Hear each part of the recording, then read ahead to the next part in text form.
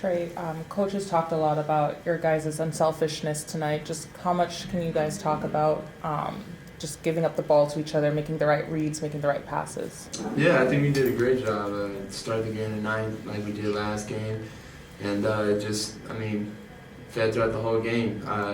Shots weren't necessarily going in the whole game like we usually are used to, but we were moving it, and guys were getting good looks, and we'll take the looks that we got tonight for sure going forward.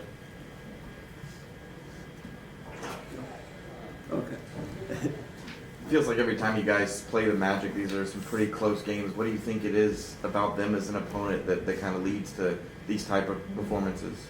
I think we're kind of literally kind of like the exact opposite type of teams. Like they're a very, very good defensive team and kind of sometimes struggle on offense, and we're kind of the opposite. Like we're a very, very good offensive team that kind of struggle on defense sometimes. So I think that's why you kind of get these kind of games and battles where they're close, because it's like a teeter-totter. We kind of even each other out sometimes, and it's just whichever one is going to give more that game that night. So.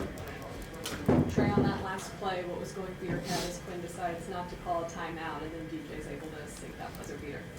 Well, when the ball went in, the first thing I think about is if we have a timeout or not, and if we're going to go. And so I looked up real quick, saw we had a timeout, and saw that they were pressuring, and thought we were just going to call a timeout. And Quinn actually was telling the ref timeout, and he didn't hear him.